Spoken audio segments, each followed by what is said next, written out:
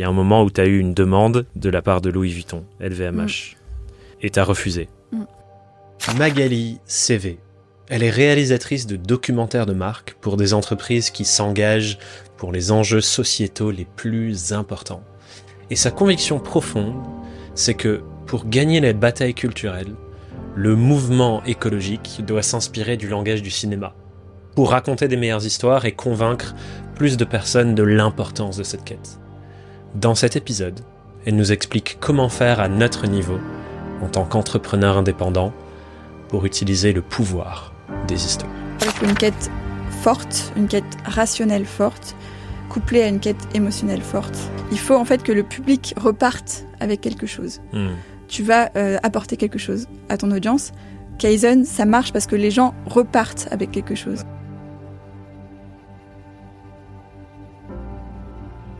Magali, il y a quelques jours sur LinkedIn, tu as publié un post que j'ai envie de te lire pour commencer notre conversation. Et ce post, il concerne le documentaire d'Inoxtag, Kaizen.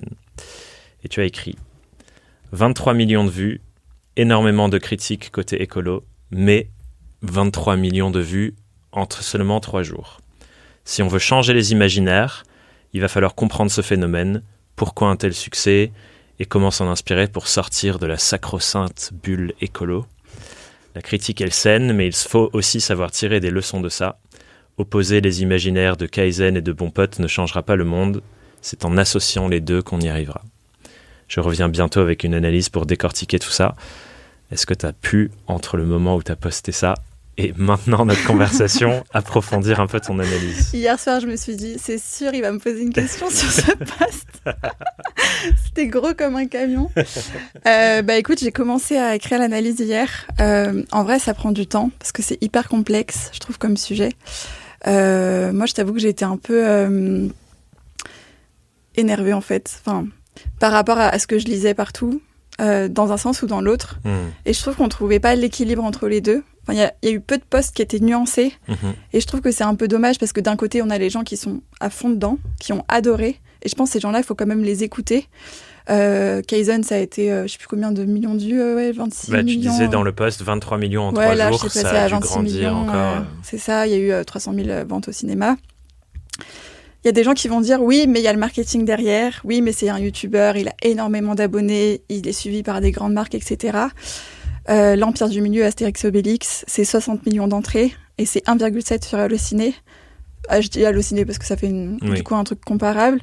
Allociné, Kaizen, c'est 4,2 sur 5. Donc on est quand même sur une qualité cinématographique.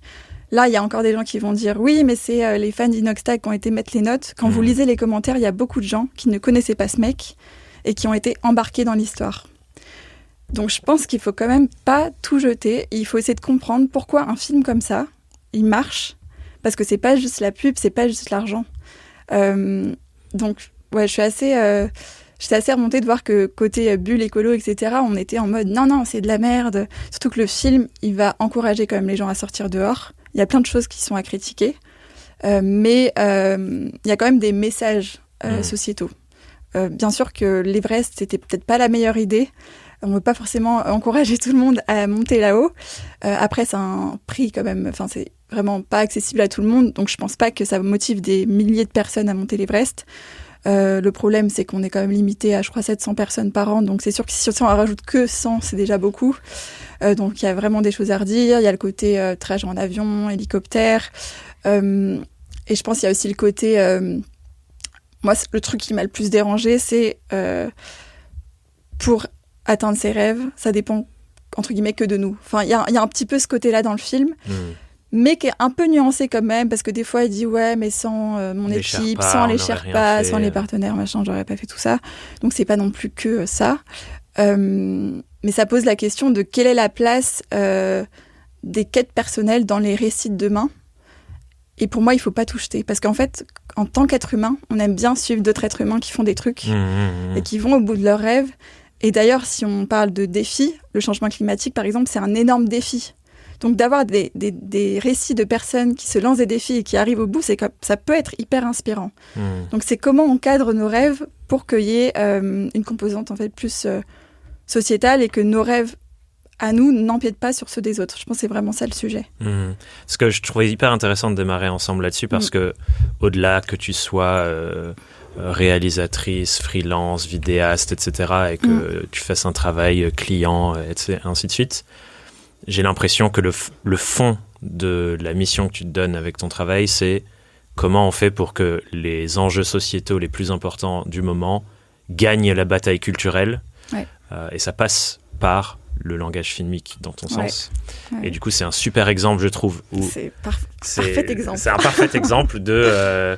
Il y a une vision sociétale, une idéologie, on pourrait dire même, avec ce que tu as nommé de l'individu qui est le surhumain, qui dépasse tous les problèmes, le fait qu'on se lance des défis sans prendre en compte les externalités négatives de ces défis sur d'autres personnes. Et ça, c'est pour l'instant au devant de la scène culturelle, j'ai l'impression. Et je trouve du coup hyper intéressant, comme tu dis, comment on comprend ces codes pour les réinventer et les mettre au service des luttes qui nous semblent les plus importantes. Carrément. Et si on regarde Kaizen, il est très bien réalisé. Je trouve que les commentaires qui disent Kaizen, c'est un vlog, j'ai envie de leur dire à ces personnes, allez faire un documentaire comme ça. C'est hyper technique, il filme à 7000 mètres. Suivre quelqu'un sur 1 an, capter les émotions, capter les moments comme ça, c'est hyper technique. Les images sont canon. Du coup, je pense qu'il faut arrêter de tout critiquer. Il faut vraiment comprendre pourquoi ça fonctionne, quoi. Déjà, au niveau de l'arc narratif, c'est hyper clair. Il y a une personne qui a un but précis. Le but, c'est gravir l'Everest. On peut critiquer ça, mais par contre, ça marche en termes de récit parce que c'est très clair. Si c'était le film, si c'était Inox Tag... par faire de l'alpinisme pendant 1 an, ça marcherait pas pareil, tu vois. Parce qu'il n'y a pas le but précis derrière, avec une ligne directrice de je pars de là, je vais là, et voilà les péripéties. C'est ça. Donc déjà, ça respecte certains codes d'écriture, et c'est pas des codes, c'est pas du storytelling, de marketing, de je sais pas quoi. Ça fait des milliers d'années que le cerveau humain capte ça, en fait. Les contes, ça remonte à très longtemps. Dans les années fin des années 20, ça a été théorisé. L'arc narratif a été théorisé. Donc, tu as plusieurs étapes. Tu parles Voyage du héros de Joseph Campbell, du coup ou pas la même chose? Je sais plus comment il s'appelle, le gars. Mais en gros, tu as la situation initiale, l'élément déclencheur, les péripéties, le climax. C'est Voyage du héros, c'est ça. Ouais, voilà, c'est ça. Donc, tu as vraiment l'arc narratif. Et Kaizen respecte très bien ça. En fait, on a... Voilà, le personnage, il a une quête. Il a aussi une quête émotionnelle. Parce que si c'était juste gravir l'Everest, même si on dit oui, c'est la performance et tout, non. Pendant le film, il y a un message aussi. Il y a le gars qui essaye de sortir des écrans. Il y a quand même quelque chose d'un peu plus universel, même si on n'adhère pas. Oui, il y a le côté, je suis un jeune avec un mode de vie complètement pourri, tourné autour des jeux vidéo. Je découvre prendre soin de moi, sortir dehors. Par le physique et ce qui se passe dans mon corps, en fait, je me questionne sur mon mode de vie. Et ça illustre bien aussi la fin du Voyage du héros, je trouve, qui est t'atteins ta quête, il y a un retour à la case départ et en fait, tout est différent. Après. Et ça, c'est quelque chose que je trouve toujours important aussi dans... C'est ça. Si on décortique un peu, en gros, ce que je me dis qui pourrait être hyper utile pour les personnes qui nous écoutent, qu'elles aient vu Kaizen ou pas, mais je pense que beaucoup de personnes qui écoutent ce podcast ou qui regardent les vidéos sur la chaîne YouTube ont l'envie de contribuer à cette bataille culturelle de comment on fait pour que les enjeux sociétaux les plus importants prennent le pas, soient plus sexy, soient plus suivis, progressent dans la conscience collective. Si on leur donne une sorte de boîte à outils inspirée de ce que tu dis par exemple là, comment on construit un arc narratif, je me dis que ça pourrait être une bonne mission qu'on se fixe ensemble, ça te va? Carrément, j'adore ce sujet, c'est un de mes sujets préférés dans ma vie, donc on peut y Peut-être aller. zoomons du coup, arc narratif. Il y a une personne ici, elle a un engagement, je sais pas, sur l'écologie, l'inclusivité, ce genre de choses.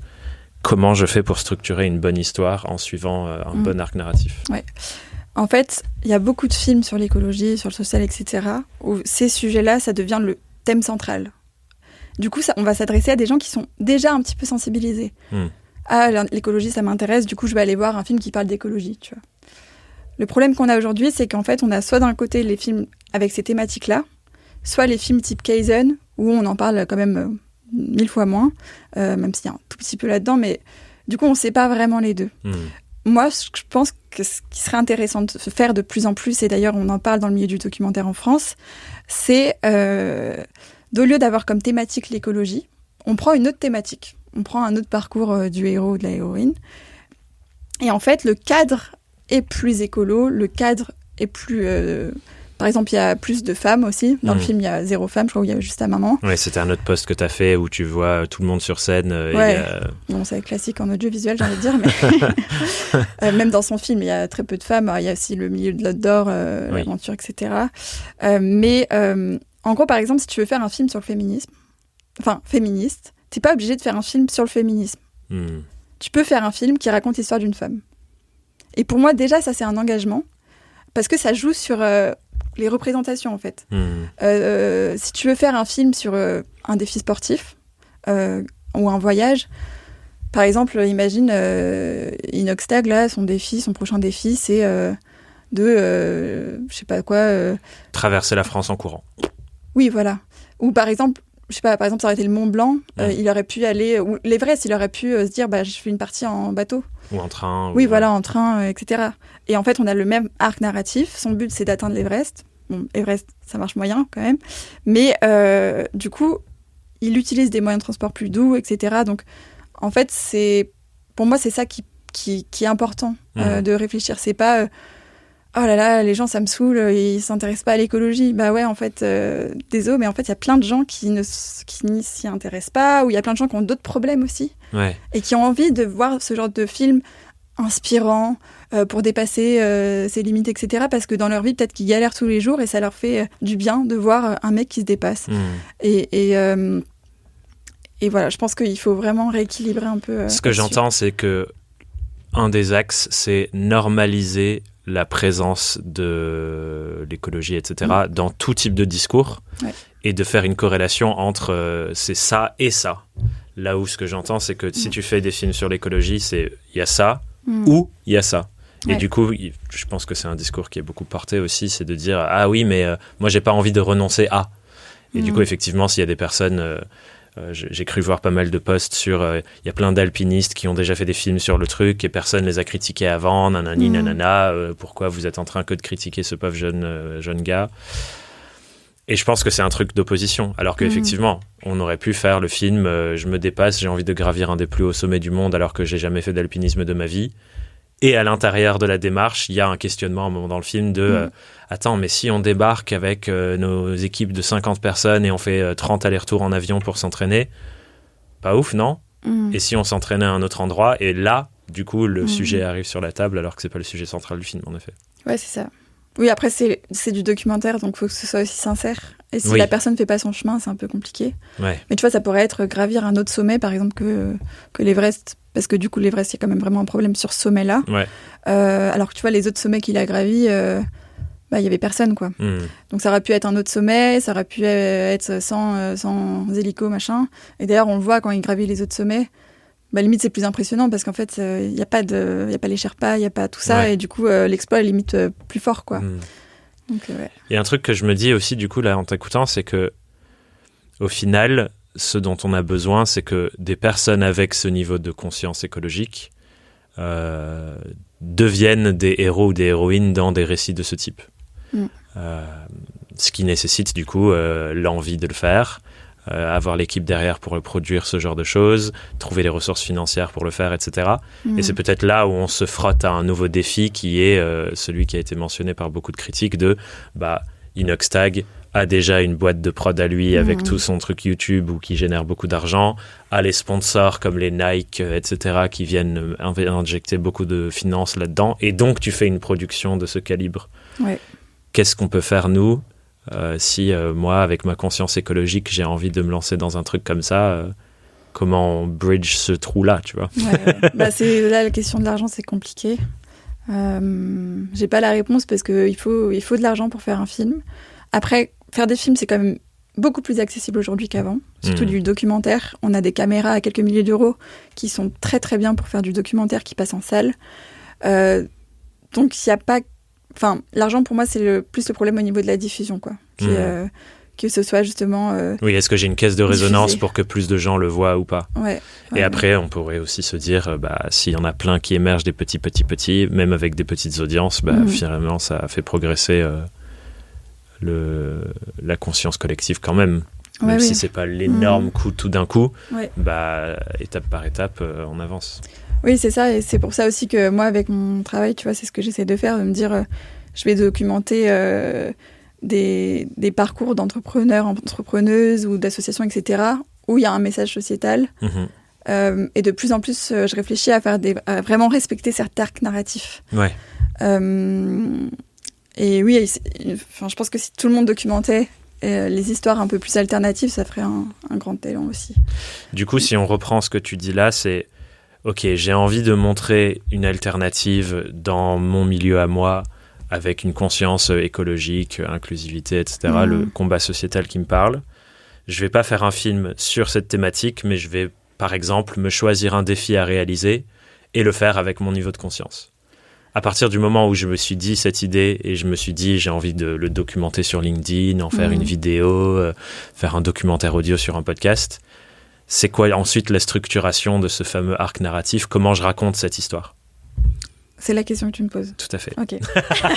Si ça te va, qu'on... Je croyais que tu étais partie dans ta théorie. Non, justement, donne-nous la théorie. On n'a pas besoin de faire un défi sportif pour faire un film. Quand même. Il y a énormément de films qui ne sont pas sur des défis sportifs juste pour remettre les choses à plat. Du coup, je te ressors les grandes règles d'écriture.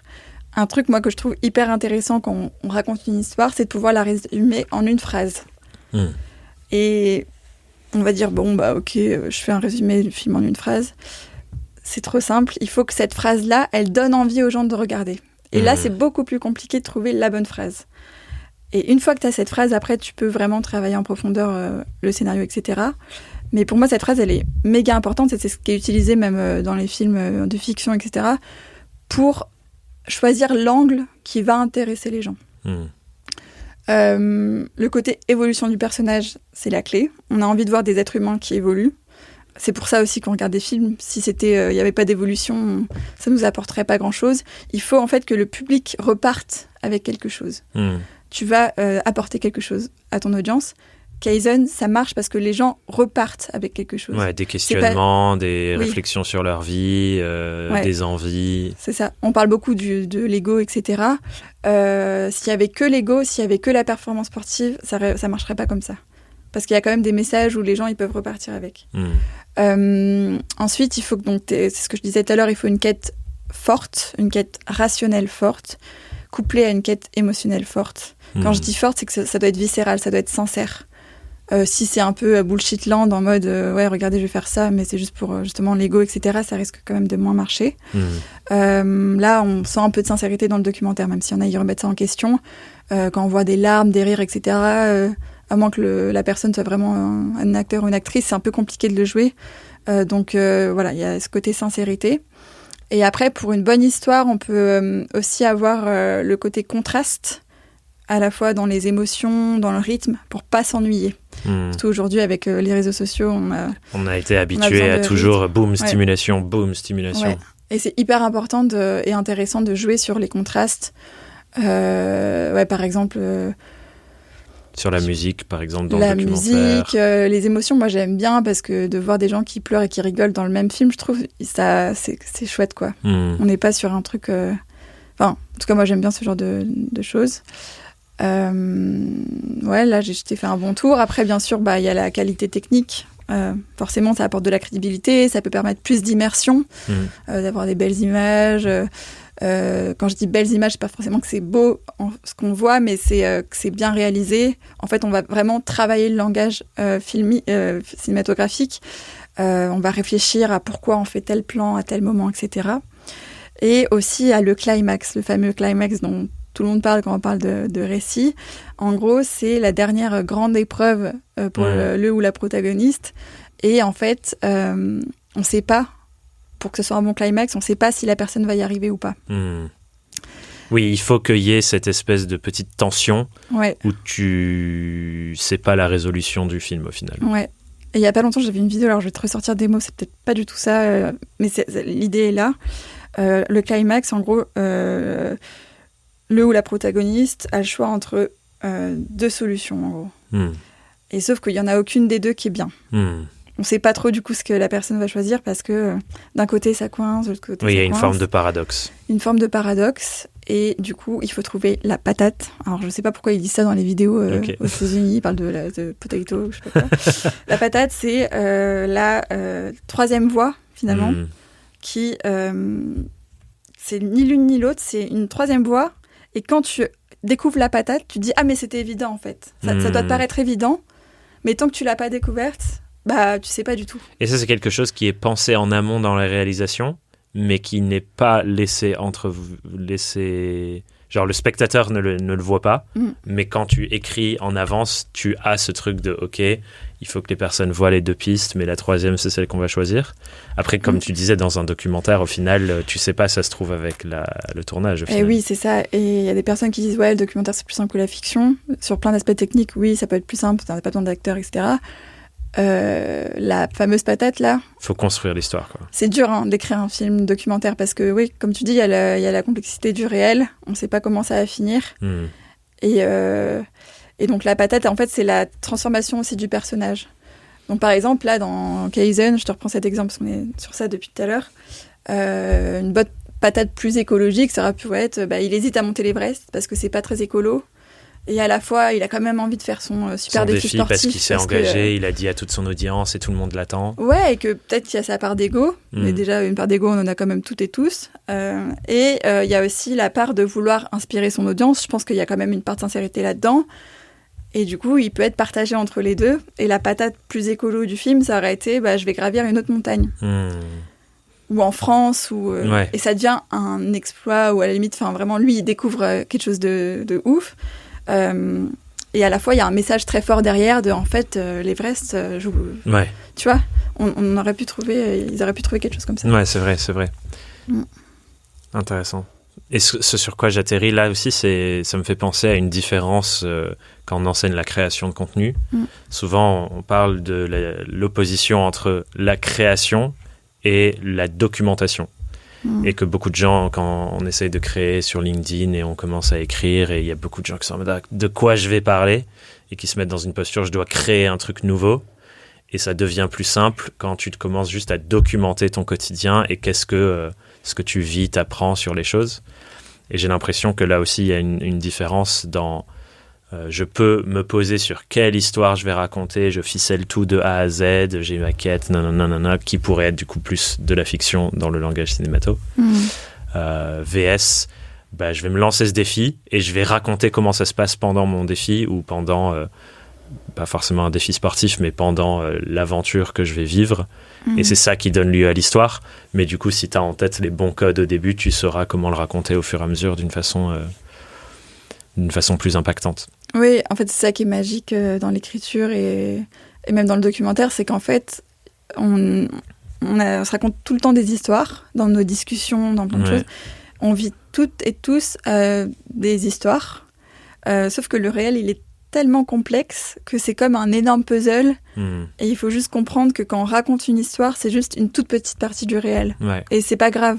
Parce que je pense qu'il y a des gens, ils peuvent être frustrés de dire mais en fait j'ai pas tout dit.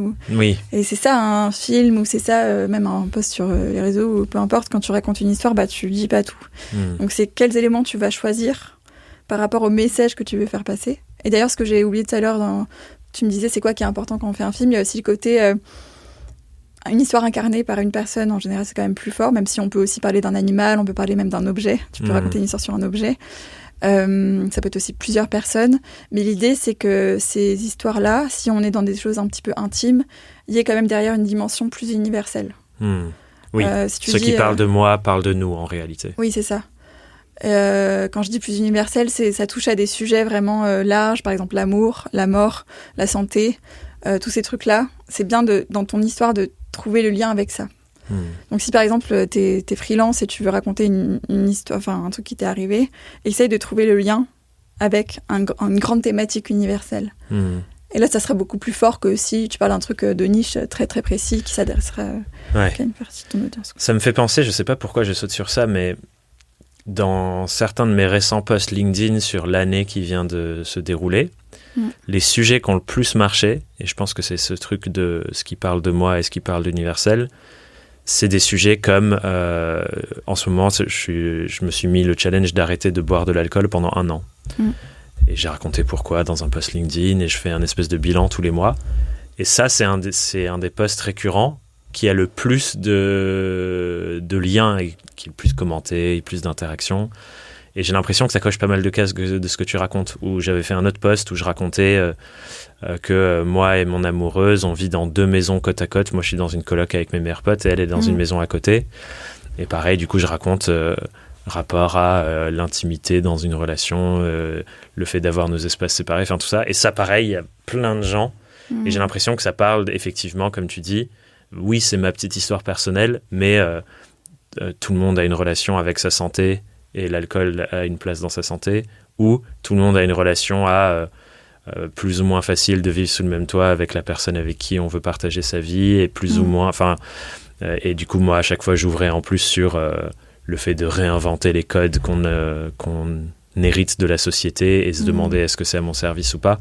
Et au final, ça ouvre sur une grande histoire. Alors que quand je parle de positionnement de freelance, c'est des posts qui font moins d'écho. C'est très frustrant pour moi d'ailleurs.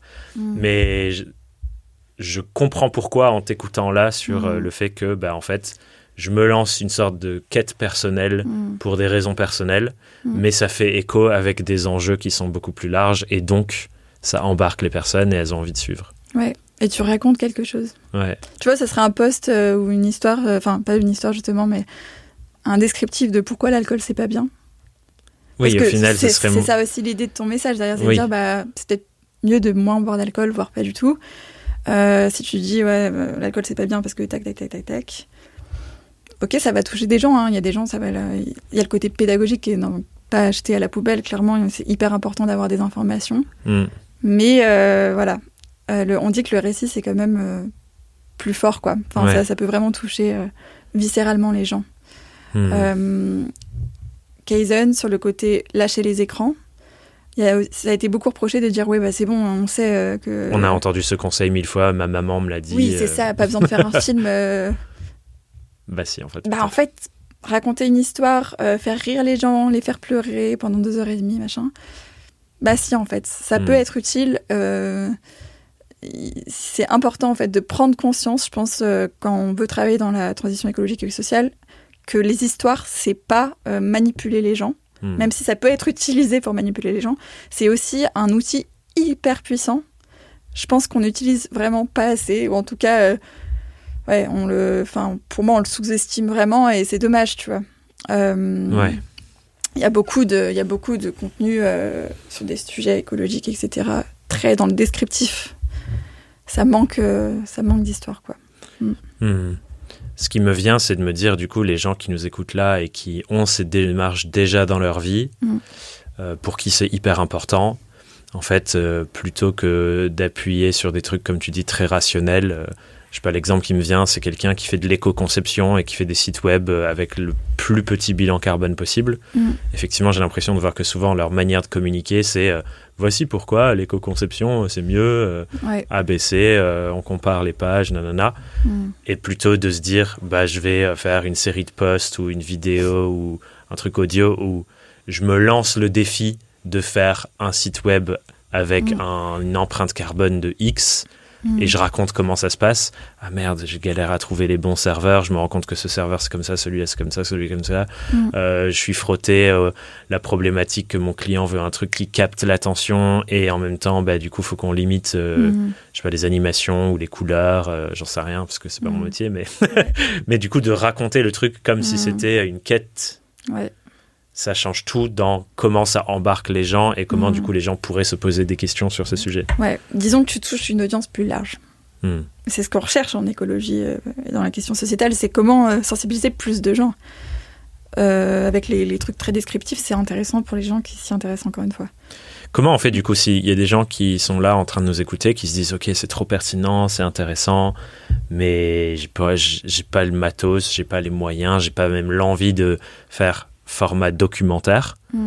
Si on essaye de revenir au niveau de le plus accessible possible pour rentrer dans cette bataille culturelle de j'ai envie de faire véhiculer mes idées sur l'écologie, sur l'inclusivité, le féminisme, les luttes pour la justice sociale, la justice raciale. Comment je fais pour lancer ce mouvement, de mieux le raconter? Genre, c'est quoi le plus petit pas possible, si on utilisait ce terme-là? Je te pose la question, du coup, et je vais voir ce que tu réponds. Ah, tu me renverses. Ouais. Tu triches, Magali. C'est moi qui t'interviewe normalement. C'est mon réflexe d'interviewer les gens. Moi, j'ai envie que... Je me dis... se poser une quête. Genre, reprendre ce que tu dis de... OK, s'il y a des choses qui sont normales pour moi, comment je les raconte comme mon prochain test, ma prochaine quête, mon prochain défi, et essayer effectivement de résumer en une phrase. Comme par exemple, je me lance le défi de faire un site web avec le bilan carbone le plus bas possible. Ma cible, c'est telle empreinte carbone. Et on raconte ça sur, je sais pas, une série de posts LinkedIn, par exemple. Ça me semble plus accessible pour démarrer. Bah, c'est ça, c'est l'écriture, en fait. Ou même la discussion orale. Raconter une histoire, c'est pas juste les films, quoi. Donc, tu peux vraiment... T'as plein d'autres moyens de les raconter. Après, bon, le côté image, son, etc., c'est hyper intéressant parce que ça amène les gens dans une réalité. C'est beaucoup plus immersif, du coup. Bien sûr, on joue sur plus de sens. Ouais. Mais déjà, écrire, mettre à la limite des photos pour illustrer un peu le parcours, etc., ça peut être top, quoi. Ouais. Ou je donne un autre exemple à la con qui est plus vie perso, mais c'est... je me suis rendu compte que mes toilettes utilisent tant de litres d'eau par jour, par semaine, par mois. Je trouve que c'est aberrant en termes de quantité d'eau consommée. Ouais. Je me lance le défi de construire des toilettes sèches alors que j'ai aucune compétence manuelle. Ouais. Par exemple. Après, c'est pas forcément une histoire sur toi-même. Ça peut être une histoire sur d'autres personnes que tu rencontres. Ça peut être une histoire sur des personnes que tu n'as jamais rencontrées, mais tu as lu leur histoire quelque part et tu peux le retranscrire. Ça peut être une histoire d'un collectif aussi. En fait, un collectif, ça peut suivre l'arc narratif. Ça peut... je sais plus, il y a un terme pour ça, mais c'est les histoires de groupe, en fait. Et tu as même des séries de fiction qui reprennent... Enfin, il y a tout un groupe de personnes et on veut qu'ils aillent au bon endroit. T'as plein de manières de raconter l'histoire, c'est pas forcément que soi-même. Et ça, je trouve c'est cool de l'avoir en tête parce que ça étend un petit peu plus les possibilités. Ouais. Oui, effectivement, c'est pas... Enfin, je peux prendre les mêmes codes et les appliquer à raconter l'histoire d'une personne qui m'a inspiré ou d'un fait que j'ai découvert. Ouais. Je vais peut-être reposer... et tu me compléteras. Vas-y, on va faire ce travail-là, c'est marrant. Vas-y. Je vais essayer de recomposer les éléments d'un arc narratif. Ouais. Tu me dis si j'en oublie, et peut-être que tu peux compléter chaque phase pour me dire ce qui est important dedans. Ok. Mais ce dont je me souviens, parce que j'ai fait un peu mes devoirs. On commence toujours par statu quo, situation initiale. On pose le contexte de... On a un personnage dans une forme de réalité où il y a une forme d'équilibre. Oui. Tu es d'accord avec moi pour l'instant? Ça, c'est bon. Cool. Ensuite, il y a un élément perturbateur qui vient remettre en question cet équilibre-là. Par exemple, je me rends compte que l'alcool, c'est devenu une habitude que je ne questionne même plus et c'est un réflexe de boire une bière à 18h. Élément perturbateur. Et après, je crois qu'il y a un truc, mais je ne sais pas si c'est systématique. Il me semble qu'il y a un élément qui s'appelle... Ah non. Ah, je suis en train d'hésiter. Bon, il y a deux éléments, je ne sais plus dans quel ordre. Il y a la rencontre avec un mentor et il y a le refus de l'appel de la quête. J'ai l'impression qu'il y a ces deux éléments dont je me souviens. C'est-à-dire, genre, par exemple, je me rends compte que l'alcool, il y a un truc. Je découvre le blog de quelqu'un qui a décidé d'arrêter l'alcool et qui donne plein de techniques. Ouais. Et je me raconte que non, c'est pas pour moi, je suis pas capable de m'arrêter pendant 1 an, par exemple. Je sais plus dans quel ordre c'est. Et je sais pas si c'est nécessaire ces deux parce que j'ai l'impression que ça amène de la complexité. Je pense que ça peut être intéressant d'avoir le côté mentor et le côté les doutes, etc. Mais ça, c'est juste, en gros, tu as des difficultés qui empêchent la personne d'atteindre son objectif. Oui, donc on rentre et tu as des choses qui vont l'aider aussi. Dans les péripéties avec ce qui marche bien, ce qui marche pas bien, on teste, on avance. Ouais. Okay. Le doute, ça peut être, ça peut être une des difficultés. En fait, on peut avoir des difficultés internes, mentales, et des difficultés plutôt physiques. Je pars à l'aventure, c'est compliqué, il y a une tempête, est-ce que je vais y arriver, tu vois? Parce que j'ai l'impression, j'ai pas regardé Kaizen encore pour l'instant, mais j'ai vu le tout début et j'ai l'impression que le personnage de son coach sportif, il joue un peu ce rôle-là. C'est, je me rends compte que j'ai un niveau physique pourri, je vais jamais réussir à faire ce défi, donc j'appelle cette personne qui est là pour me cadrer et ça devient un peu le mentor qui accompagne, qui dit quand je l'ai récupéré, il était dans un état lamentable. Ouais, il y a un petit peu de ça. Il y a aussi Mathis Dumas, donc le photographe alpiniste qui l'accompagne. Lui, c'est pareil, il y a eu le doute de est-ce que je l'accompagne ou pas. Tu vois, au début, il était pas sûr et il explique que un youtubeur qui veut gravir une montagne, pour lui, c'est presque drôle, tu vois. Il y a un côté et en fait, il évolue aussi lui. C'est pas obligé d'être centré sur un personnage principal. Les autres personnages peuvent évoluer. Et ce qu'il faut retenir, c'est vraiment... Il y a aussi un autre truc, c'est... en anglais, on dit... Tu me le feras avec le bon accent. Tension is attention. Tension is attention. Exactement. Merci. La tension, créer l'attention. Créer l'attention. Plus t'as de difficultés, plus on a envie de voir ce qui va se passer, est-ce que la personne va y arriver. Un exemple que j'adore, c'est la valise dans le train. Il y a une valise dans le train, super, c'est pas une histoire. La valise disparaît, et la personne galère à la retrouver, là il y a une histoire. Tu vois. Parce qu'il y a une difficulté en fait. Et il y a une quête derrière de retrouver la valise, etc. Après les péripéties, c'est là où on arrive à ce fameux climax dont tu parlais plus tôt. C'est le moment où tous les enjeux se rencontrent à l'espèce de bataille finale contre le boss final, quoi. C'est Luke Skywalker contre Dark Vador, est-ce qu'il va s'en sortir? C'est ça, c'est genre tout est perdu, on a l'impression que la personne ne va pas y arriver. On pensait qu'elle allait y arriver, en fait, on se dit c'est mort, et en fait elle y arrive. C'est ça le bon résolution, du coup, c'est le moment où elle y arrive. Ouais, la personne arrive à atteindre son but, et après il y a la situation... Retour à la situation initiale, genre situation le finale, voyage du retour, quoi.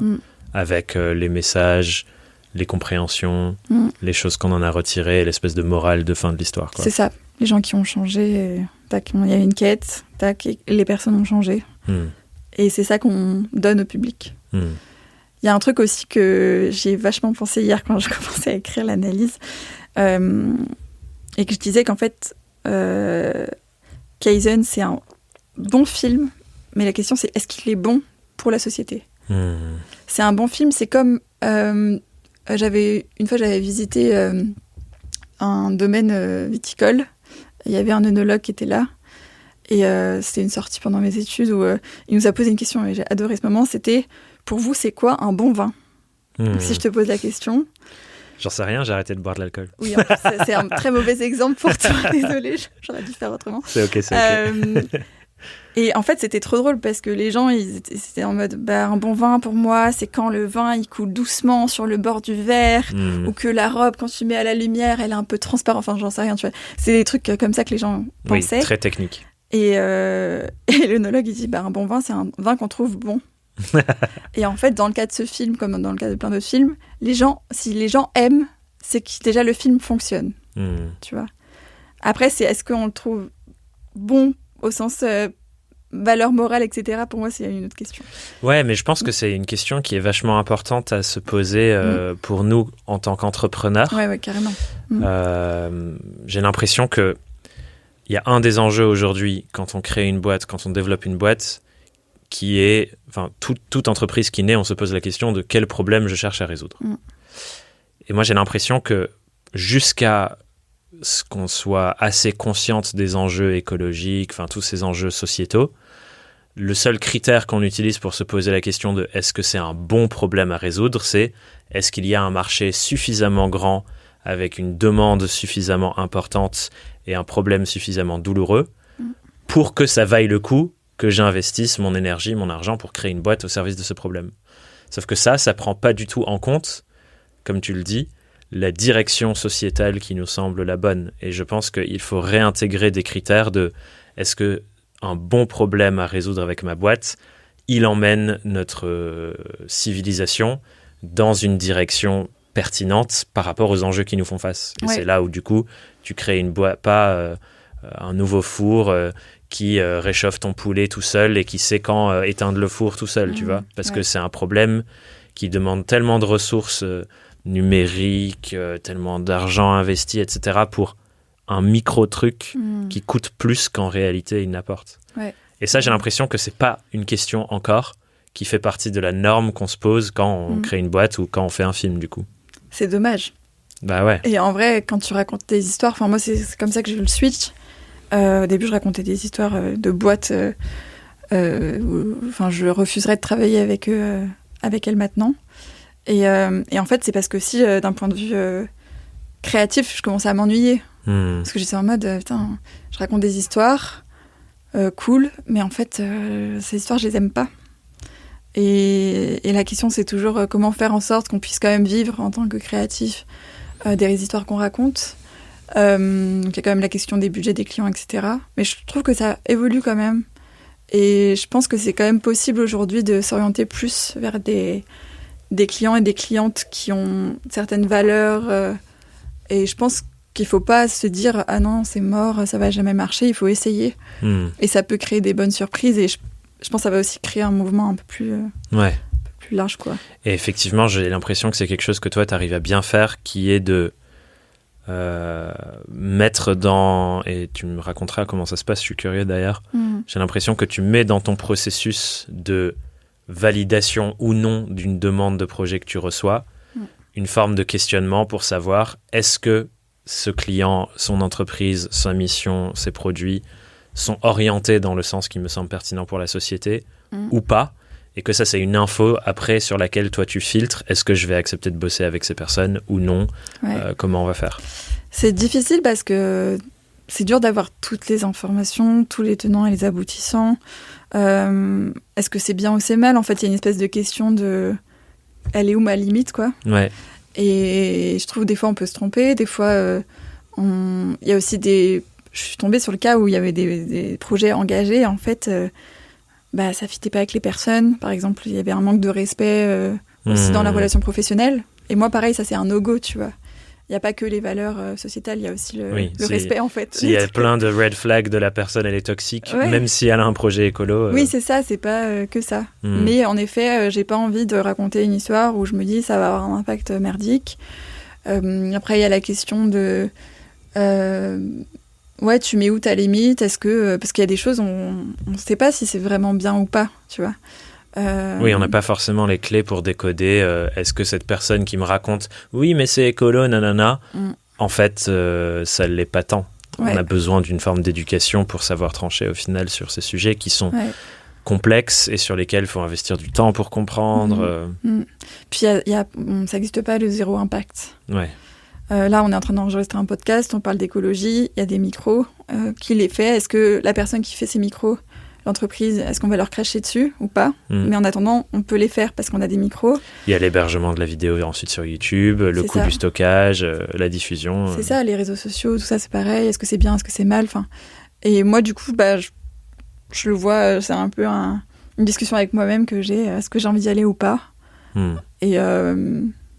Et ça m'est du coup déjà arrivé de refuser des clients à cause de mes valeurs, quoi. Grâce à mes valeurs, je sais pas comment. Il y a un cas particulièrement dont je t'ai entendu parler dans un podcast qui était en anglais, donc si jamais tu es OK d'en reparler en français pour des personnes qui ne maîtrisent pas la langue, il y a un moment où tu as eu une demande, il me semble, de la part de Louis Vuitton, LVMH. Et tu as refusé. Et je trouve que c'est un acte courageux, surtout pour des personnes, comme tu l'as dit, dans une industrie créative.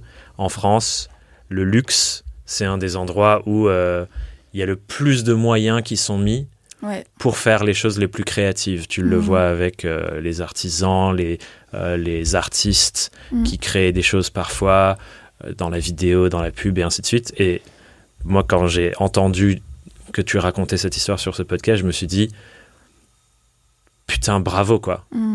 Parce qu'on aurait pu défendre, genre tu pourrais raconter l'histoire qui défend pourquoi tu acceptes.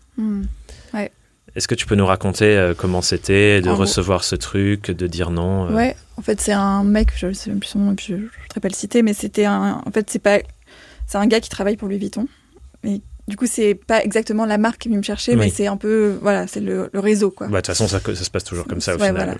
Voilà. Et du coup, il est venu, il m'a dit, j'ai besoin d'une vidéo. Je lui dis, c'est pour qui? Parce que j'ai quand même envie de savoir le client derrière. LVMH. Je dis, Ah d'accord. Bon, je m'y attendais quand même pas trop. Puis surtout que ma com, c'était sur LinkedIn. Ma com LinkedIn est quand même assez claire sur les valeurs que je défends. Du coup, j'ai trouvé ça drôle. J'ai pas du tout apprécié nos échanges. Honnêtement, c'était pour moi un manque de respect. Et c'est aussi une des raisons pour lesquelles j'ai refusé. C'est un cadre agence. Enfin, c'était que genre. C'était l'esprit agence, marketing. boîte de prod. On rentre dans le tas. On discutait comme ça au téléphone. Déjà, elle était à fond et tout. Et elle me dit ouais. Je lui dis et donc, je sais pas, la discussion elle se coupe. Il me dit budget. Genre en mode donne-moi ton prix quoi. Ouais. Je dis, mais tu me parles pas comme ça. C'est quoi ce truc ? Et je me suis dit oh là là, il m'a déjà saoulé avant l'heure. Enfin bref. Donc là, c'était niette déjà d'un point de vue relation humaine. C'est ce que je te disais tout à l'heure, ça peut aussi arriver sur des projets plus éthiques, etc. Moi, je refuse parce que je fais pas ce travail pour me sentir mal. Et puis, je pense que quand t'es freelance, la question de l'endurance, elle est importante. Et si tu te tues avec ce genre de projet, ça part mal. Et après, le côté LVMH, je me suis dit, est-ce que pour moi, c'est bien ou pas ? Et je me suis dit, je pense que faire des sacs à 5 000 €, c'est peut-être pas la priorité en ce moment, avec tout ce qu'on a comme enjeu dans nos sociétés. Et je me suis dit, non, ça va pas, quoi. Ouais. Après, il y a tout ce qui est évasion fiscale et tout, mais c'est notre sujet. Mais ouais, je me suis dit... Il y a beaucoup de sujets. Il y a beaucoup de sujets. Il y a beaucoup de sujets, mais je me suis dit, flemme de faire ça. Et puis, j'avais d'autres contrats aussi en parallèle, donc forcément, c'est un peu plus simple de dire non quand t'as d'autres choses. Bien sûr, t'étais pas dans le manque complet. Ouais. Mais je trouve ça intéressant parce que c'est le genre de choses où l'appât du gain de la crédibilité que ça aurait pu te donner, j'imagine c'est un des endroits où peut-être, et après je sais pas parce que c'est pas toujours le cas, mais peut-être t'aurais pu être bien mieux payé que ce dont t'as l'habitude. Ça, je pense. Avoir une profondeur créative dans la liberté de faire des choses incroyables parce que les moyens techniques sont mis. Genre, il y a quand même beaucoup de choses qui s'accumulent qui auraient pu faire plier les trucs de bon, c'est pas grave, c'est un peu des cons, mais j'y vais. Bon, ok, l'écologie, d'accord, je fais ce projet et je ferai quelque chose pour compenser, tu vois. Ouais. Et ça, c'est un truc, j'ai l'impression, beaucoup de gens sont perdus dans ce débat de faire des choses et les compenser par d'autres, ne pas les faire de base, accepter certaines choses parce que bon, quand même, il faut que blablabla. Et je trouve que c'est très dur pour avoir une ligne claire. Ouais. Moi, c'est viscéral, quoi. J'en ai marre. J'ai fait des études d'agro, tu sais, et du coup, je me suis retrouvée face à des enseignants-chercheurs qui parlaient de changement climatique. C'était il y a 10 ans. Oui. Et c'était ce qu'ils nous disaient en salle de classe. On était 20 étudiants, étudiantes. Ça faisait flipper quand même, tu vois. Et genre, c'est presque... Enfin, je préfère être au SMIC pendant... Enfin, tu vois, que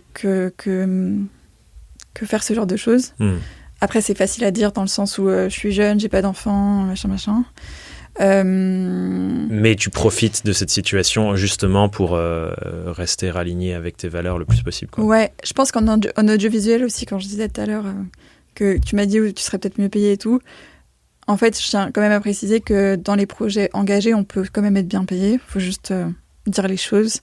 Et c'est vrai qu'il y a quand même des... Ça, c'est une autre problématique, c'est qu'il y a des gens, ils veulent un peu sous-payer, en mode non, mais c'est pour la bonne cause.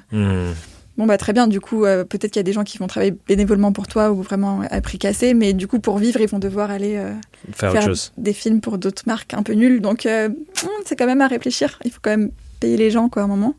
Et il y a aussi le côté en film, plus on travaille en équipe, plus on peut aller loin. Il n'y a qu'à voir les génériques des films en général, il n'y a pas une seule personne. Oui. C'est très rare, ça y est arrivé. Des longues listes de personnes. Ça. Et ça peut durer des minutes entières de voir défiler les noms.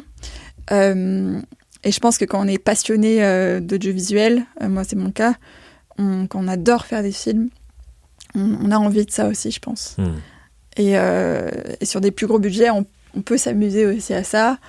Du coup, on fait des productions plus importantes au sens on peut aller plus loin créativement, on est plus libre parce que vu que t'es pas tout seul ou toute seule, t'as pas besoin de gérer et le son et l'image et l'interview. Tu peux être plus dans le côté ok, j'ai ça en tête, comment je fais pour que ça marche dans la réalité.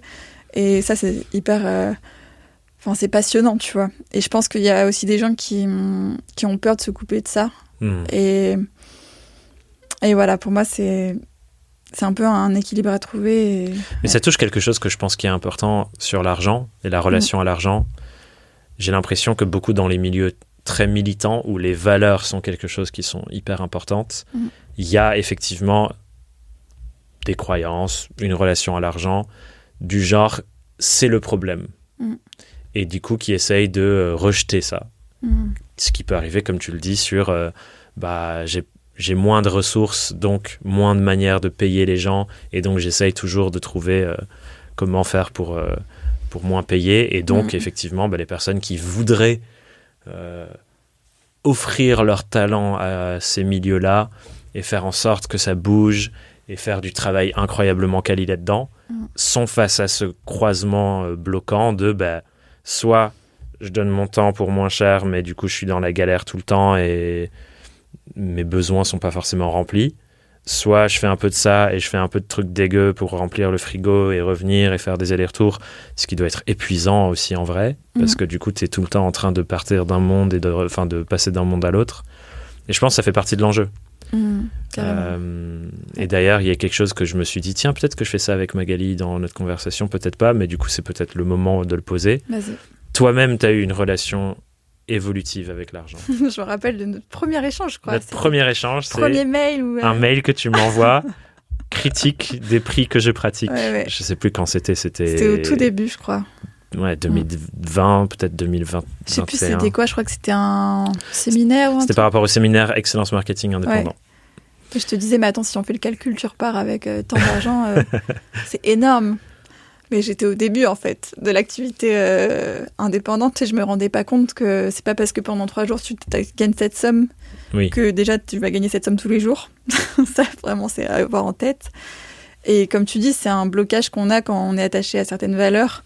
On se dit, c'est pas bien, c'est un peu le côté capitaliste, il faudrait qu'on fasse du truc tout le temps. Et en fait, c'est aussi comment on l'utilise, de le voir plus comme un outil aussi.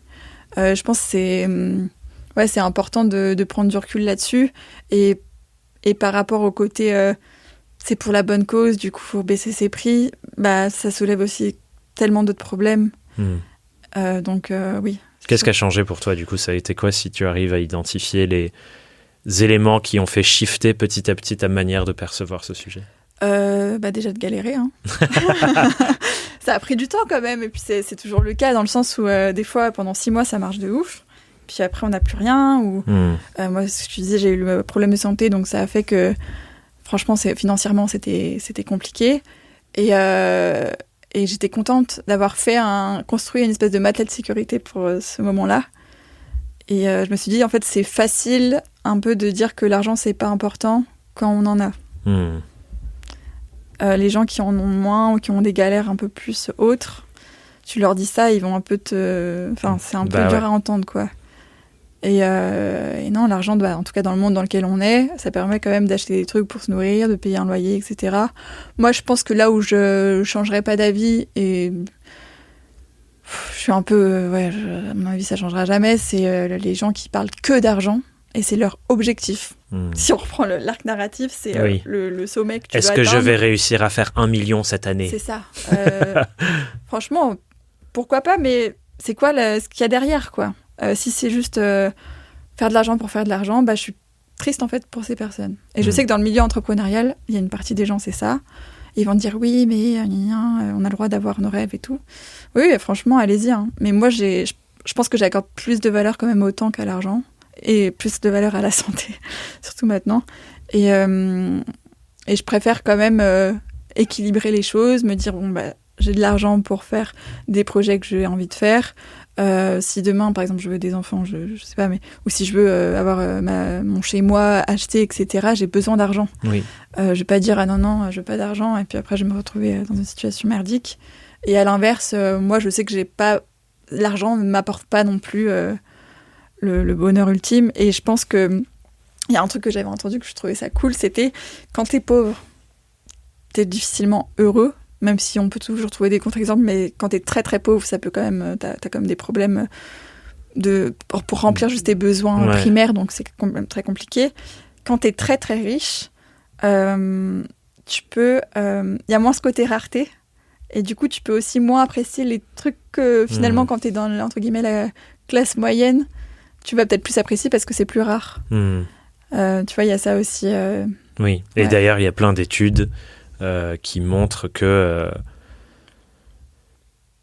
la quantité de satisfaction ou de bonheur associée à l'évolution de ton niveau de vie, la courbe, elle augmente effectivement au moment où ça remplit tes besoins primaires, ça te permet de être mieux logé, mieux nourri, et ainsi de suite. Et il y a un moment où la courbe, juste, elle devient plate. Ouais. Parce qu'à partir d'un moment, effectivement, cette somme en plus, ça change rien. Et c'est là où, moi, je trouve que les enjeux écologiques sont très liés avec les enjeux de justice sociale et des inégalités de revenus et ainsi de suite. C'est que, effectivement, il y a des gens qui se battent pour leur survie. Comment elles font pour prendre en compte tous ces autres enjeux qui sont loin de juste survivre, quoi. Ouais, carrément. Sur la notion de bonheur, il y a eu des études aussi qui ont montré que dans les pays, par exemple les États-Unis, c'est un très bon exemple. Tu as un PIB très important. Donc de l'extérieur, c'est un pays riche, mais c'est un des pays dans le monde avec le plus d'inégalités. Et ils montrent qu'en fait, même si tu es très riche, tu peux mal te sentir parce qu'il y a des inégalités. On va se dire, ils s'en foutent des pauvres et tout. Et ça impacte le bonheur de tout le monde. Les sociétés où il y a moins d'inégalités, tout le monde, peu importe ton niveau de richesse, est plus heureux. Et ça, je trouve ça trop intéressant en fait, de creuser des études de chercheurs, chercheuses sur ces sujets-là pour vraiment bien comprendre. Et pas juste partir avec des a priori de c'est bien, c'est mal, etc. Et ça revient sur cette question de quel est le bon objectif. Est-ce que augmenter le PIB pour une économie, c'est le bon objectif par rapport aux enjeux sociétaux qu'on traverse VS, par exemple, on pourrait avoir d'autres manières de mesurer la bonne santé d'une économie qui ne sont pas juste à quel point il y a des transactions importantes. Et je pense que c'est pareil tu le mentionnais sur les entrepreneurs. Est-ce que l'augmentation de mon chiffre d'affaires, c'est l'unique bon objectif que je dois poursuivre ou est-ce que c'est le moyen pour autre chose? Par exemple, je pourrais me dire, est-ce que je vais réussir à planter 1 million d'arbres avant la fin de l'année? Et du coup, le chiffre d'affaires que génère mon entreprise est au service de cet objectif. VS 1 million de chiffre d'affaires. Mais oui, mais après, si tu as de l'argent, tu peux réinvestir, nanana. Oui, tu peux. C'est pas pour autant que tu vas. Carrément. Vas-y. Il y a le côté... moi, je pense que... Je sais pas pourquoi, depuis que je suis petite, je suis un peu comme ça. J'ai un peu une espèce d'ultra-conscience de un jour, je vais mourir. Et il y a un peu le truc de qu'est-ce que j'ai envie de me dire à la fin de ma vie. C'est très cliché et à la fois, c'est tellement universel comme question. Et j'avais interviewé le chanteur de Voodoo Game. Je sais pas si tu avais vu Peter Solo. J'ai toujours pas vu ce documentaire que vous avez fait. Du coup, ce gars-là, on en avait une discussion sur ce genre de sujet. Et j'ai trouvé ça trop beau. Il a dit, en fait, personne n'est propriétaire. On est toutes et tous locataires. Parce qu'un jour, on part. Donc, même si tu achètes des choses, un jour, tu les auras plus. Et je trouve que ça... Enfin, lui, il disait, moi, je veux que la fin de ma vie, ce soit une fête. Et je me sens bien quand je vois que ma musique, elle permet aux gens d'être heureux. Et je pense que si on entreprend et qu'on met de côté tous les côtés sociétaux, en mode, non, mais moi, je m'en fiche, je vais déjà me battre pour mes besoins personnels, je pense qu'à la fin de ta vie, ça va être peut-être plus compliqué. Et ouais, ça dépend avec quoi tu veux repartir à la fin, quoi. Et je pense que d'ailleurs, quand on prend un pas de côté par rapport à tous les récits, et pourquoi ça coince, le genre de film comme Calizone, pourquoi ça coince du côté écolo, social, etc., et pourquoi de l'autre côté, on est super content, il y a la question aussi de développement personnel, VS développement sociétal, enfin... Et pour moi, l'un ne va pas sans l'autre. C'est dommage de toujours opposer les deux. D'un côté, on veut atteindre nos rêves. Je pense qu'en tant qu'être humain, on a quand même souvent envie d'évoluer, même tout le temps. Enfin, et d'un autre côté, c'est comment aussi être fier de nous par rapport à ce qu'on va laisser. Ouais, faut aligner nos aspirations individuelles avec les enjeux sociétaux. Ouais, moi, en tout cas, je trouve que c'est cool de faire ça. Je trouve aussi. Et là, il y a un potentiel de storytelling très fort. Ouais, clairement. Il y a un autre enjeu qui a été difficile pour toi ces dernières années, dans cet équilibre dont tu parlais, autant l'équilibre financier que l'équilibre d'investir du temps et de l'énergie dans les choses qui font sens pour toi et tes valeurs. C'est, tu l'as mentionné, ton parcours de santé. Et pendant longtemps, et d'ailleurs c'est pas totalement fini. Tu as vécu un handicap invisible qui parfois t'empêchait complètement de travailler et d'investir de l'énergie dans ton entreprise. Est-ce que tu peux nous raconter un peu comment c'est d'entreprendre avec un handicap invisible comme ça, que les gens ne voient pas de l'extérieur, mais qui pour autant, toi, change tout d'une journée à l'autre? En fait, ils ne le voient pas quand je suis là. Et quand je suis là, c'est que ça va mieux. Mais quand je suis pas là, c'est que ça va vraiment mal. Et en fait, c'est ça, pendant 4 ans, j'ai eu des périodes où j'étais là, je pouvais faire des tournages, je pouvais faire des contrats. Et il y a des périodes de plusieurs mois où je pouvais rien faire, quoi. Enfin, rien faire. Je pouvais pas faire grand-chose, même dans ma vie personnelle. Du coup, c'est vrai que ça a été très compliqué. Et en gros, je me suis blessée en travaillant dans les vignes il y a 4 ans.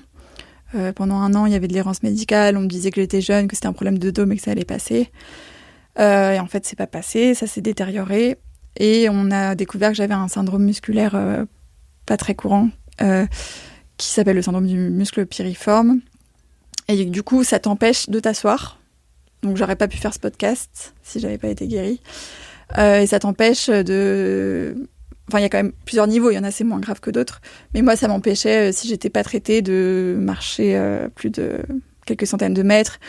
Donc, je pouvais pas non plus rester debout statique. Genre, par exemple, faire la vaisselle, c'était très compliqué. Enfin, tout ce où tu restes sur tes appuis. Donc, t'enlèves la position assise, la position debout statique et la marche de plus de 500 mètres. Il y a plus grand-chose qui reste. Il y a plus grand-chose, c'est un peu horrible, quoi. Tu peux squatter, peut-être. Ouais, le squat, par contre, j'en sais énormément parce que c'était les trucs de rééducation. La chance que j'ai eue, c'est que ça a été quand même diagnostiqué pas trop tard, dans le sens où j'ai eu que 1 an d'errance médicale, parce qu'il y a des gens, c'est des galères qui durent toute leur vie. C'est grâce à un kiné. Je veux le dire parce qu'il y a beaucoup de médecins qui disent non, mais les kinés, ils savent pas poser une diagnostic. Moi, c'est quand même un kiné qui a découvert le truc, et j'ai vu beaucoup de médecins entre-temps. Et bien sûr, il y a eu des très bons médecins aussi. Mais voilà, juste un petit big up au kiné, parce qu'ils m'ont vraiment aidé.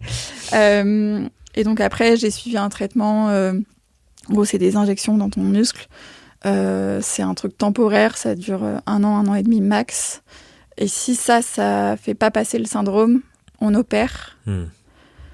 En général, on opère quand tu as une réaction quand même au produit. Mais moi, le produit, en fait, ça reste quelques mois et après, ça s'en va. Du coup, j'ai eu 4 injections. Donc, en fait, tu es handicapé pendant 4 mois, 5 mois dans l'année. Et le résultat, tu l'es beaucoup moins. Tu l'es un petit peu quand même. Ça te fait des espèces de vagues où tu as 2 vies, quoi, presque. C'était trop bizarre, quoi. À un moment, j'ai visualisé le truc, je me suis dit, en fait, je suis dans une forêt où il fait pas beau, il fait sombre, etc. Et je vais aller dans la clairière. Et des fois, j'y vais, des fois, je retourne dans la forêt. Et sauf que je sais pas à la fin si je vais finir dans la forêt ou dans la clairière. Et ça, c'était l'opération. C'était un peu le climax, du coup. Ouais. Et du coup, tu as cet enjeu de les moments où ces injections font effet et tu te sens bien. Faut aller travailler, faut avoir les clients qui viennent pour générer les finances, pour que pendant les temps où tu peux pas, soit tu arrives à te démerder pour être enfin en train de faire du montage, ou alors tu peux rien faire. Ouais. Ça crée de la saisonnalité dans ton entreprise qui devait être hyper difficile à gérer. Ouais, c'est sûr. Et même le montage, c'était pas possible quand t'as trop de douleur. Le montage, c'est quand même hyper prenant. Du coup, ce que je pouvais faire, et c'est quand même marrant parce que c'est aussi un peu grâce à ça que je me suis plus développée, c'est que les seuls trucs que je pouvais faire quand j'étais alitée, c'était d'écrire sur LinkedIn, par exemple. Et moi qui, de base, était vraiment allergique à ce genre de choses, d'écrire tous les jours, je comprenais pas comment les gens, ils arrivaient à faire ça. En fait, là, ça m'a mis dans le mouvement pour faire ça. Et du coup, à un moment, je me suis retrouvée alitée pendant plusieurs mois, au sens, pas toute la journée, mais une bonne partie de la journée. Et du coup, je me disais, chaque matin, j'écris un post. Et si ma santé s'améliore, au moins, j'aurais pas rien fait. Et peut-être ça va me permettre de trouver des contrats. Et en fait, ça faisait comme ça, quoi. Et donc, j'ai quand même pu avoir une espèce de mi-temps. Enfin, c'est un peu dur de calculer et de vivre aussi... Avec ça, j'ai quand même été... mon père m'a hébergée pendant quasiment 1 an parce qu'en fait, ça faisait 1 an que je pouvais plus travailler à un moment et je payais mon loyer. Et en vrai, ça part vite quand même. Donc même si j'avais le coussin de sécurité, au bout d'1 an, il était plus là. Donc je suis retournée chez mes parents. Là, ça faisait vraiment drôle de 10 ans après ton départ de revenir chez papa-maman parce que ton corps suit pas alors que t'as 27 ans. C'est un peu tendax, ouais. Et aussi... je trouve qu'il y a un message aussi que je veux faire passer, c'est que, et je l'entends, il y a plein de personnes avec des handicaps qui vont dire il faut être positif, je sais pas quoi, c'est une chance. Moi, j'ai envie de dire, si t'as un handicap à vie, Oui, il faut une phase d'acceptation, il faut trouver quand même un moyen d'être content, etc. Mais je pense que les progrès en médecine sont très importants. Tu as quand même plein de personnes avec des handicaps qui rêvent aussi, ou des maladies auto-immunes, etc., qui rêvent d'un traitement, en fait. Moi, je l'ai vu autour de moi. Donc, c'est important de dire que c'est pas tout rose. Et là, on rejoint vraiment le côté sociétal, quoi. Le collectif, c'est important pour impacter notre propre histoire aussi. Et moi, je trouve qu'il y a quelque chose qui est très problématique dans notre écosystème entrepreneurial, c'est que les idéaux et les aspirations qui sont véhiculées ne sont pas compatibles avec des personnes qui n'ont pas une pleine capacité physiologique, psychologique même aussi parfois. Ce qui fait que du coup, il y a toute une partie de personnes qui se sentent exclues du genre, en fait, moi, je ne peux pas faire ça. Par exemple, tous les idéaux qui sont transmis sur la productivité, qu'est-ce que c'est d'être une personne qui fait du bon travail avec suffisamment d'intensité ou suffisamment d'investissement. En fait, il y a des personnes pour qui juste physiquement, et toi ça a été le cas sur des plus ou moins longues périodes, ce n'est pas possible. Ouais. Et ça, je trouve que c'est quelque chose qui est incroyablement problématique dans notre écosystème, et je suis curieux de comment tu vivais ça toi, surtout si tu étais sur LinkedIn en train de poster en plus. Genre la violence de recevoir ces contenus dans la tronche, alors que juste, en fait, je peux pas, les gars. En vrai, je m'en fichais un peu de lire ça. Ça peut être violent, je l'entends. Moi, j'étais tellement dans une autre planète que je m'en foutais un peu de voir. Tu réussissais à...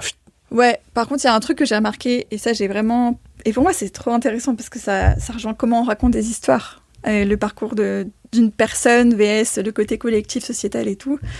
Le développement personnel, par exemple, il y a des choses que je supporte pas trop, et il y a des choses que je trouve ça trop cool, parce que ça peut te donner de l'énergie pour atteindre des trucs, en fait. C'est trop bien aussi.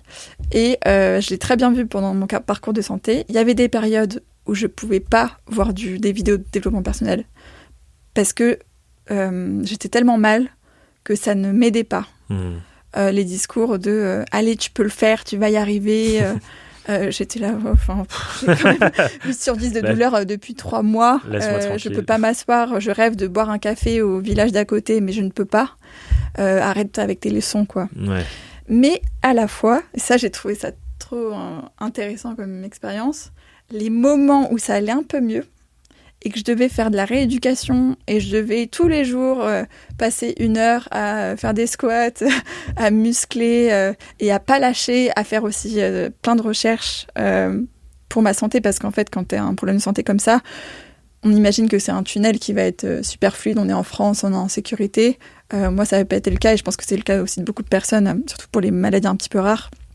T'es un peu perdu, quoi. Ouais, t'es perdu, tu dois trouver toi-même le chemin de qu'est-ce que ça peut être, avec des informations dissonantes. C'est ça, le traitement que j'ai eu, je l'ai trouvé sur un groupe Facebook. Ah, wow. Et ça a marché. Le chirurgien, je l'ai trouvé en cherchant des thèses sur Internet pour voir quel est le meilleur spécialiste en France qui fait tel type de chirurgie, etc. Donc t'as quand même un côté dépassement de soi aussi. Et en fait, pour moi, c'était un mélange des deux. Et je trouve que c'est important d'avoir les deux, parce que si j'étais... j'avais besoin aussi de force à des moments au niveau personnel, tu vois. Ouais. Et à la fois, sans les soignants, sans les médecins, sans les kinés, sans mes proches, etc., j'aurais aussi galéré. Ouais. Donc on est entre le côté individu et le côté collectif. Et pour moi, une histoire, c'est ça, tu vois. Et ce que je trouve intéressant sur aussi la représentativité de ce genre de choses qui corrèle avec raconter des histoires, mettre en avant des parcours et ainsi de suite, c'est justement que la plupart des personnes qui produisent du contenu LinkedIn ou des choses sur l'inspirationnel, motivationnel, développement perso, c'est souvent des gens qui sont dans une représentation de la société. Et si je caricature encore plus loin, des mecs blancs, valides, en pleine possession de leurs moyens. Et du coup, c'est ça aussi que je trouve intense et potentiellement violent. C'est genre, toi, t'as quelqu'un qui a tous les privilèges, qui essaye de faire passer un message de tout est possible, etc., à des gens qui en ont, mais drastiquement moins.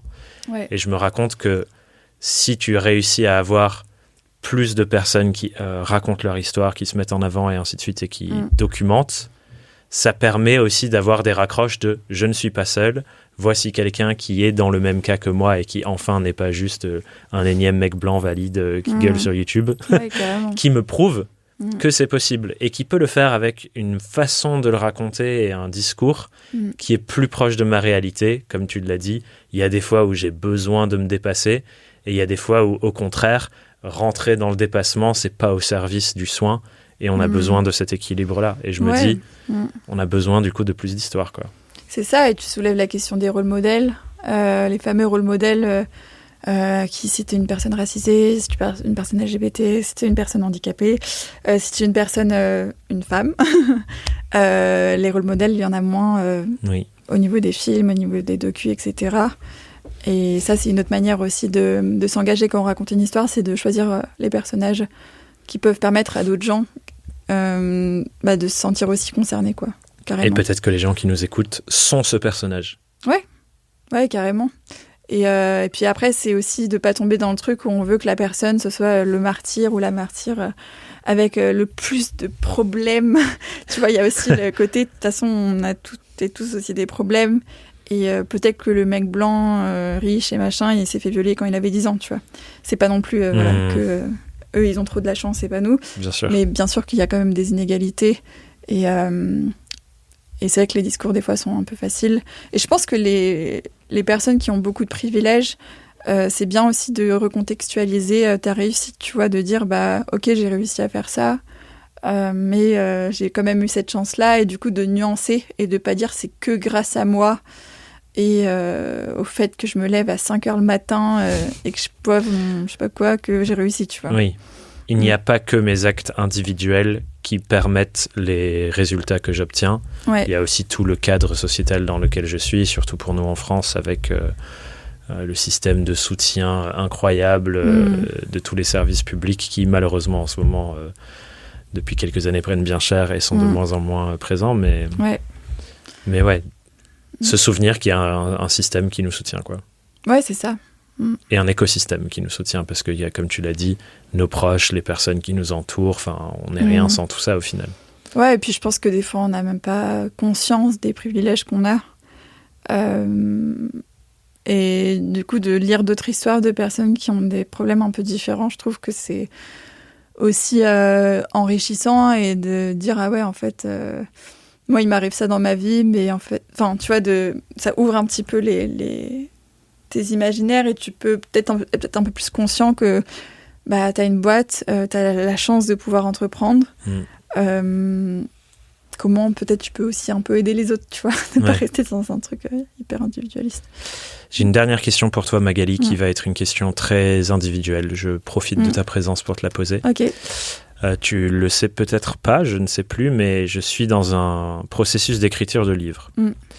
Et mon objectif avec ce livre, c'est de créer une sorte de plan d'action pour les personnes pour qui la crise écologique est un sujet qui leur fait peur, qui sont entrepreneurs et qui veulent mieux aligner toutes les dimensions de leur activité pro, mais aussi de leur vie en dehors, avec ces enjeux.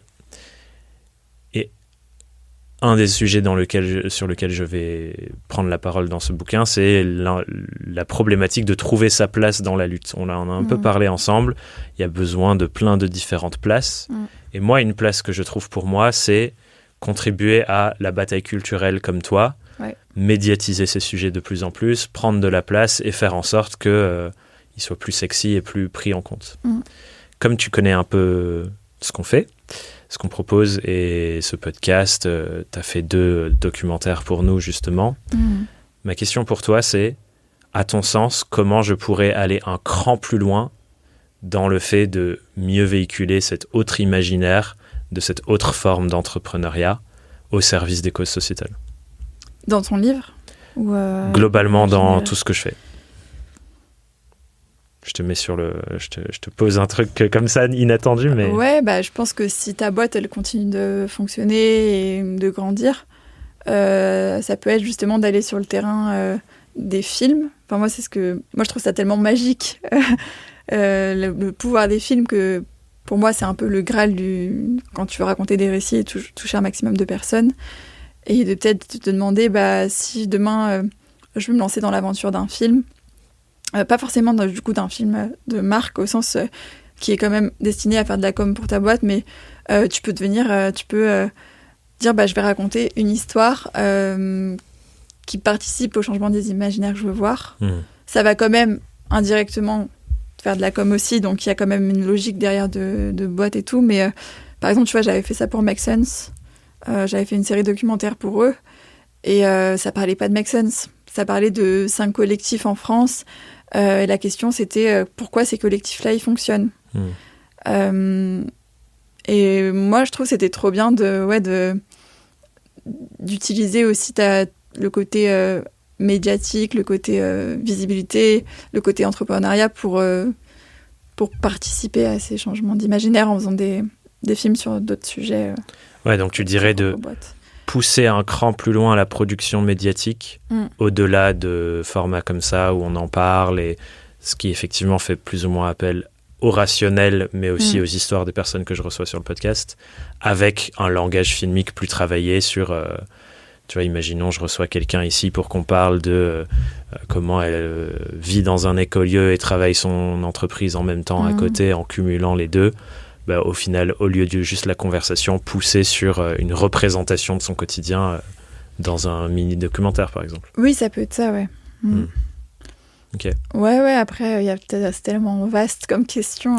Oui. Mais juste de raconter des histoires et de mettre en lumière des gens qui n'ont peut-être pas aussi les moyens de se mettre en lumière. Déjà, faire un podcast comme ça, tu vois, je trouve ça trop bien. Et je pense que moi-même, c'est le cas. On n'y pense pas forcément quand on est indépendant de venir parler comme ça. Et je trouve que c'est trop cool déjà de faire ça. Là, avec ton livre, pareil, tu ouvres une porte aussi d'un imaginaire. Parce que ça participe aussi à ça. Donc, c'est une vaste question, mais je pense que tu vas très bien t'en sortir. On va essayer, en tout cas. Ouais. Je te propose qu'on arrive tranquillement sur le petit rituel de fin de ces discussions qu'on a sur le podcast, où je demande à chaque personne qui passe de contribuer une question à une espèce de grande collection de questions qu'on va un jour diffuser sous format d'un jeu de cartes où les gens pourront les tirer pour déclencher des échanges un peu comme cela, mais dans plein de contextes différents. Et du coup, j'ai tiré au sort une question pour toi. Ok. Qui est une question d'un collègue à toi. Je ne sais pas si tu le connais personnellement, mais c'est quelqu'un qui... C'est un collègue que je ne connais pas du coup. Collègue dans le sens, même métier, engagé sur les mêmes sujets. C'est quelqu'un qui s'appelle Guillaume Dubois. Oui, ouais, je vois. Ouais. Et la question de Guillaume, qu'il a posée dans un épisode récent dans lequel on a discuté, c'est « Quand est-ce que c'est la dernière fois que tu as pleuré ?» C'est très drôle comme question. C'est le film Kaizen. Ah ouais? Incroyable. Oui, et c'est pour montrer qu'en fait, ça crée des émotions. Moi, j'ai pleuré à la fin. Ouais. Qu'est-ce qui t'a fait? Et pourtant, j'étais tellement pas d'accord avec plein de trucs. Mais j'ai pleuré, tu vois. Qu'est-ce qui a déclenché les pleurs?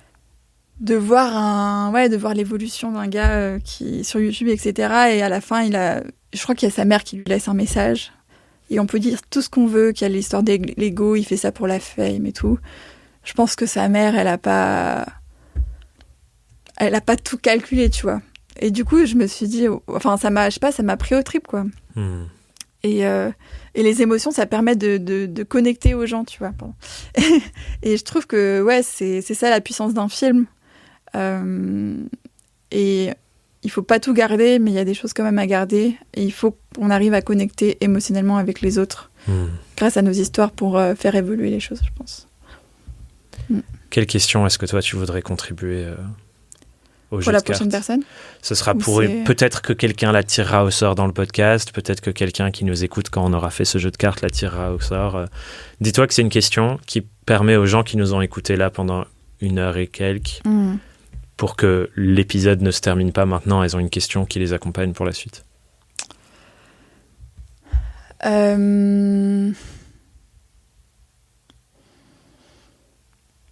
Je pense que ça peut... c'est une question rigolote parce que ça fait un petit peu comme un jeu. Après, l'utilité de la question à voir. Mais si tu devais faire un film sur ta vie, ce serait quoi le pitch en une phrase? Et le pitch idéal pour toi, genre dont tu serais fier, quoi, l'histoire que tu as envie de raconter. Ouais. Du coup, J'adore. je pense que ça peut être un côté un petit peu introspectif. Et pourquoi tu choisis tel ou tel pitch. Et je trouve très au service de tout ce qu'on s'est raconté, de se dire on a besoin de gens qui racontent davantage leur histoire, avec des enjeux sociétaux, et je pense que la plupart des gens qui nous écoutent ici ont ça en tête. Ouais. Donc c'est quoi le pitch du film de votre vie? C'est ça. J'adore. Trop bien. S'il y a des gens qui ont envie de te raconter et de répondre à cette question, de t'écrire, à quel endroit est-ce que je les envoie? LinkedIn ou mon site internet allheroes.fr. Ok, de toute façon, les liens sont dans la description. Ouais. Si vous écoutez depuis un moment Young, Wild and Freelance, vous savez où les trouver. Merci Magali. Merci Thomas, franchement c'était trop cool. Merci J'ai pour pris beaucoup de l'exercice. plaisir aussi. Trop bien. Bye. Salut. Waouh, c'était intense. Ouais. J'ai trop aimé. Cool. T'as raison sur le côté bulle en fait. Ouais. Hein. Je me suis dit, est-ce que je vais être à l'aise? En fait, direct, tu pars dedans et t'as envie que ça dure 4 heures quoi. Bah,